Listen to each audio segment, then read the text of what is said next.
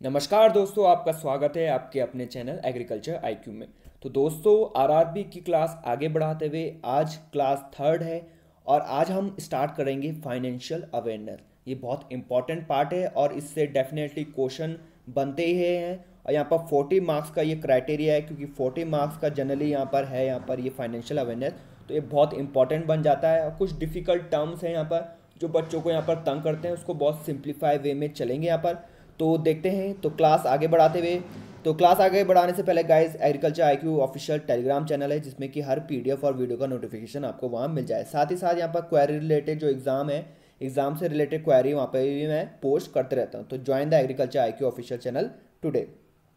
तो आगे बढ़ते हैं यहाँ पर कि फाइनेंशियल अवेयरनेस में क्या क्या चीज़ आती है। तो इन शॉर्ट हम सिलेबस की बात करेंगे कि क्या क्या हम फाइनेंशियल अवेयरनेस में पढ़ेंगे। तो फाइनेंशियल अवेयरनेस में जनरली ये पार्ट है यहाँ पर जनरल अवेयरनेस का। तो जनरल अवेयरनेस भी साथ साथ हम कवर करते रहेंगे और आपके लिए एक सलाह है कि आप डेली यहाँ पर कुछ ना कुछ करंट पढ़ते रहिए, यानी कि न्यूज़पेपर आप पढ़ते रहिए, जिससे कि आपको थोड़ा चीज़ों के बारे में जानकारी हो, आपके आसपास क्या चीज़ हो रही है, कि उससे डेफिनेटली यहाँ पर क्वेश्चन आ रहे हैं। जैसे कि कोई समिट है या फिर कोई समिट है, वो कहाँ हो रही है, यहाँ पर कौन कौन उसके मेंबर हैं, ये सब आपको पता होना चाहिए। कोई डील अगर साइन हो रही है जैसे, तो वो भी आपको पता चलना चाहिए। तो ये सब बातें आपको पता होनी चाहिए, तो आप धीरे धीरे करके आप इसको समाप्त कर लेंगे।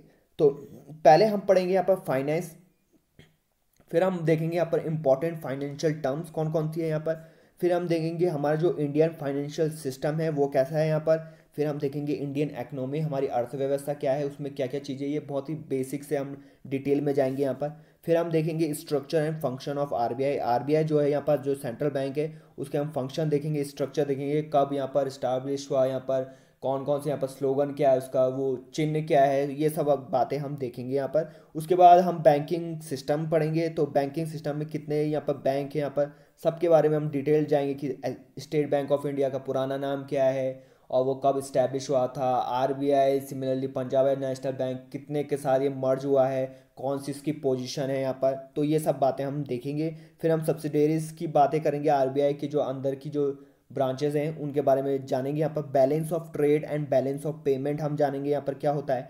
चेक जानेंगे, चेक एंड इट्स टाइप, ये बहुत इंपॉर्टेंट है गाइज, यहाँ पर इससे डेफिनेटली क्वेश्चन बनते हैं और बनते ही जा रहे हैं। तो ये इंपॉर्टेंट है यहाँ पर चेक एंड इट्स टाइप, ये बहुत कंफ्यूजिंग है थोड़ा, एक दो डेफिनेशन वो यहाँ पर उलझा देती है एग्जाम में और आप गलत करके आ जाते हैं।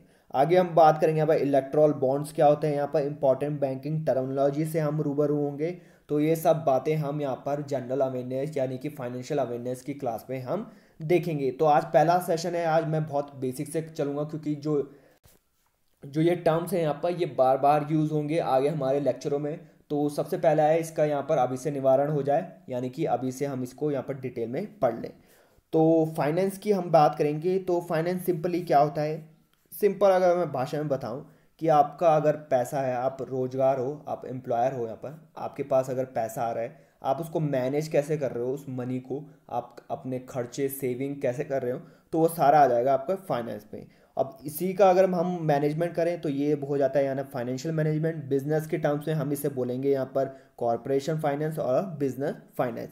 ये आप समझ गए होंगे यहाँ पर फाइनेंस और फाइनेंस मैनेजमेंट। आगे हम बात करेंगे कुछ इंपॉर्टेंट बैंकिंग टर्मिनोलॉजीज है, जैसे मैंने आपको बोला है कि बिना यहाँ पर सेशन को पूरी तरह से अगर हम डिटेल में जाएंगे तो ये पार्ट छूट जाएगा और मेरे को हर समय आपको ये टर्म समझाने पड़ेंगे। तो शुरू में ही हम यहाँ पर इनको समझ लेते हैं। यहाँ पर पहला है आपका रेपो रेट।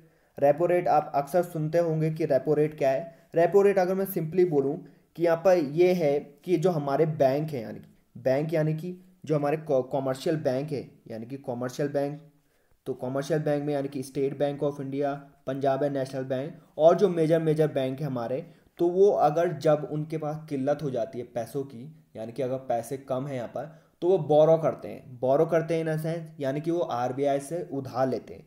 तो वो आरबीआई से उधार लेते हैं, तो आरबीआई से किस रेट पे उधार लेते हैं, वो हो जाएगा आपका रेपो रेट। सिंपल अगर मैं भाषा में बोलूँ कि अगर आप हैं यहाँ पर, आप अगर कॉमर्शियल बैंक है यहाँ पर और आपको कोई उधार चाहिए, सिमिलरली किसी भी चीज़ का होम लोन चाहिए, कार लोन चाहिए, तो आप लोन मांगने बैंक में जाते हैं। वैसे ही उसी तरह यहाँ पर जो हमारे कॉमर्शियल बैंक है वो लोन मांगने यहाँ पर आरबीआई के पास जाते हैं और उसी को हम, और जिस रेट पे आरबीआई यहाँ पर उन्हें लोन प्रदान करता है वो हो जाता है आपका रेपो रेट। तो रेपो रेट ये इंपॉर्टेंट है। और अभी का जो करंट रेपो रेट है वो भी आपको पता होना चाहिए, वो है आपका 4%। तो 4% अभी यहाँ पर रेपो रेट है। और सिमिलरली यहाँ पर कॉमन सेंस है, यहाँ पर अगर रिडक्शन होगा रेपो रेट में, यानी कि अगर रेपो रेट कम है यानी कि 1-2% है, तो यानी कि बैंक ज़्यादा मनी लेंगे यहाँ पर चीपर रेट में। ये थोड़ा कॉमन सेंस है, ये आपको पता होना चाहिए कि बैंक रेपो रेट अगर कम है तो यानी कि ज़्यादा पैसे लेंगे, रेपो रेट अगर ज़्यादा है तो यानी कि बैंक यानी कम पैसा लेंगे। आगे बात करेंगे, आगे है आपका रिवर्स रेपो रेट। जैसे कि आपने समझा कि रेपो रेट में कॉमर्शियल बैंक सेंट्रल बैंक से यहाँ पर रुपए ले रहे हैं, उसी तरह यहाँ पर सेंट्रल बैंक है उसे भी कभी ना कभी जरूरत पड़ेगी, यानी कि आरबीआई जब यहाँ पर कॉमर्शियल बैंक से यहाँ पर मनी लेता है यानी कि लोन लेता है तो उसको बोल देते हैं हम रिवर्स रेपो रेट। सिमिलरली यानी कि आरबीआई है तो आरबीआई के पास भी कभी ना कभी यहाँ पर पैसों की यहाँ पर किल्लत होगी, तो वहाँ वो यहाँ पर कॉमर्शियल बैंक के दरवाजे को खटखटाएगा कि हाँ भाई मेरे को रुपए दो, यानी कि मेरे को लोन प्रदान करो। तो जो वो रिवर्स रेपो रेट है वो है यहाँ पर अभी का यहाँ पर है वो है 3.35%। तो इस तरीके से यहाँ पर ये repo rate reverse repo rate यहाँ पर अपना खेल खेलते हैं और आपको डेफिनेटली यहाँ पर समझ में आ रहा होगा। आगे है आपका इंपॉर्टेंट है कैश रिजर्व रेशियो। तो कैश रिजर्व रेशियो क्या होता है? ये यहाँ पर अमाउंट ऑफ फंड होता है, यानी कि एक अमाउंट ऑफ फंड होता है जो हर शेड्यूल कॉमर्शियल बैंक को आरबीआई के साथ एक डिपॉजिट करना पड़ता है। वो परसेंट यहाँ पर डिपेंड करता है एनडीटीएल में, यानी कि net demand time and liability में। तो नेट डिमांड टाइम लाइबिलिटी ये हम आगे क्लास में हम इसको पढ़ेंगे, अभी हम थोड़ा बेसिक से चल रहे हैं ताकि आप थोड़ा समझ जाए। और यहाँ पर जो कैश रिजर्व रेशियो है यहाँ पर ये वीकली यहाँ पर आरबीआई पब्लिश करता है। तो सिंपली यहाँ पर आप ये समझिए कि आप यहाँ पर बैंक गए, ये यहाँ पर बैंक है और ये है यहाँ पर आरबीआई। तो बैंक गए आप 1000 रुपये यहाँ पर जमा करने, तो कुछ परसेंटेज यहाँ पर जो है यहाँ पर बैंक वो आरबीआई में यहाँ पर जमा कर देता है। यानी कि अभी हमने क्या बोला कि यहाँ पर जो सीआरआर परसेंट है वो यहाँ पर 3% है।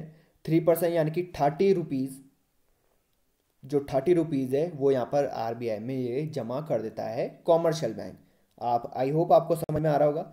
आगे बढ़ते हैं, आगे है आपका इंपॉर्टेंट है, आगे है आपका एसएलआर रेट। तो कैश रिजर्व रेशियो और एसएलआर रेट यहाँ पर दोनों ही यहाँ पर एक दूसरे के यहाँ पर कॉम्प्लीमेंट्री है, यानी कि जब कोई बढ़ता है तो कोई घटता है या फिर बढ़ता घटता रहता है और उसी से यहाँ पर इकोनॉमी में थोड़ा असर होता है। एसएलआर रेट की अगर हम बात करें तो सिंपली मैं बोलूँ कि जब हम पैसे यहाँ पर जमा करते हैं, यहाँ पर आप जब बैंक में जमा करते हैं तो हमारे डिपॉजिट मनी का कुछ पोर्शन यहाँ पर आरबीआई के पास रख देते हैं।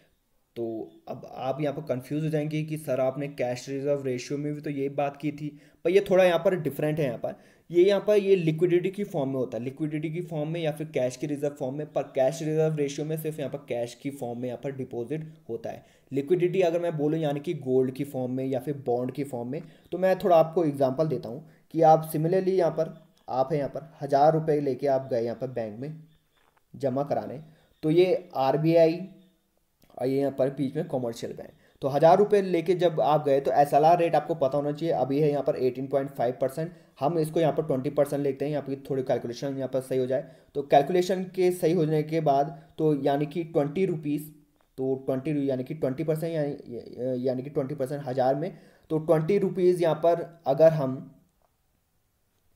तो 20 रुपीज़ जो कॉमर्शियल बैंक है वो यहाँ पर आरबीआई में यहाँ पर किसी यहाँ पर बॉन्ड में यहाँ पर वो कर लेता है, क्या कर लेता है, किसी बॉन्ड में यहाँ पर इन्वेस्ट कर लेता है। क्योंकि आपको पता होना चाहिए कि कॉमर्शियल बैंक है वो भी यहाँ पर लोन बांट रहा है, तो उसको यहाँ पर पैसे कहाँ से मिल रहे हैं, वो इसी तरीके से मिल रहे हैं जैसे कि मैंने अभी आपको बताया कि आप हैं यहाँ पर 1000 रुपये लेके गए ये बैंक में और ये है यहाँ पर आरबीआई। तो यहाँ पर 20 रुपीज़ यहाँ पर जो कॉमर्शियल बैंक है उसने यहाँ पर इन्वेस्ट कर दिया, किस में, यहाँ पर बॉन्ड में हो सकता है, किसी भी बॉन्ड में यानी कि एनएचआई बॉन्ड में या फिर गोल्ड में यहाँ पर रिजर्व कर दिया आरबीआई में। अब आरबीआई भी इस पर इन्वेस्ट करेगा, मतलब इन्वेस्ट देगा यहाँ पर और इंटरेस्ट रेट देगा यहाँ पर कॉमर्शियल बैंक को, और उससे यहाँ पर कॉमर्शियल बैंक की यहाँ पर रेवेन्यू जनरेट होता है और उसी से यहाँ पर लोन यहाँ पर बांटते रहता है यहाँ पर कॉमर्शियल बैंक। आई होप आपको क्लियर हो रहा है, हमने एसएलआर रेट भी यहाँ पर समझ लिया।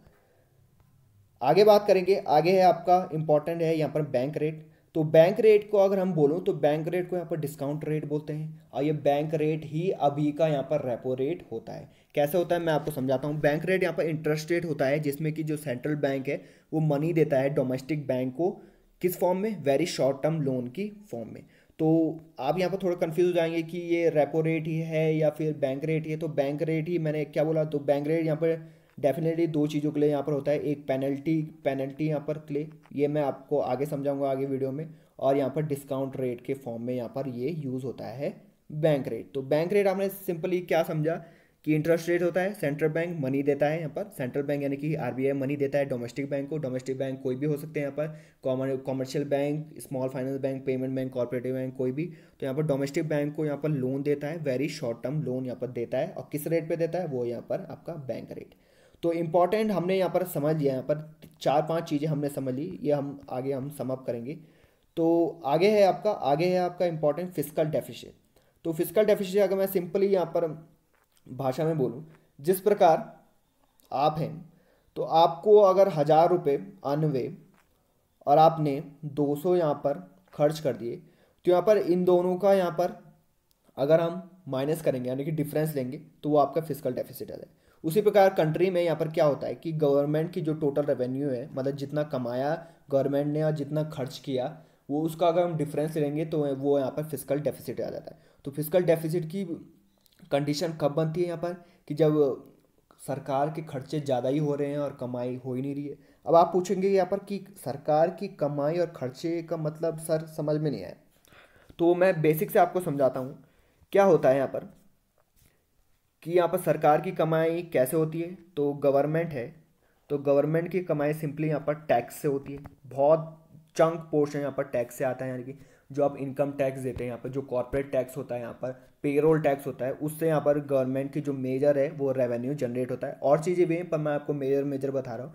तो यहाँ पर जो रेवेन्यू जनरेट होता है वो यहाँ पर जनरेट हो गया। अब खर्चे यहाँ पर कैसे होते हैं कि खर्चे यहाँ पर किसी भी स्कीम में यहाँ पर सरकार खर्च कर रही है, या फिर मिलिट्री पावर, या फिर कोई भी डिफेंस सिस्टम यहाँ पर किसी बाहर देश से वो ले रही है, या फिर इंपोर्ट कर रही है कोई भी चीज़ यहाँ पर, तो वो सारे खर्चे हो जाएंगे, और ये उस कारण यहाँ पर फिस्कल डेफिसिट यहाँ पर बनता है। तो वो आपने समझ लिया यहाँ पर कि यहाँ पर डिफरेंस होता है गवर्नमेंट का टोटल रेवेन्यू और यहाँ पर एक्सपेंडिचर का ये डिफरेंस होता है।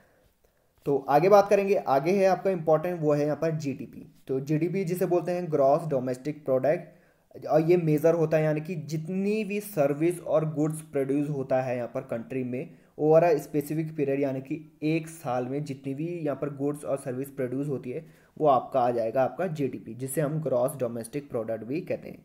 और सर्विस आपको पता होना चाहिए यानी कि कौन कौन सी है, यानी कि प्राइमरी सेक्टर की अगर मैं बात करूं तो प्राइमरी, सेकेंडरी और टर्सरी यहाँ पर सेक्टर होता है, इंपॉर्टेंट है, ये भी हम आगे लेक्चरों में यहाँ पर कवर करेंगे।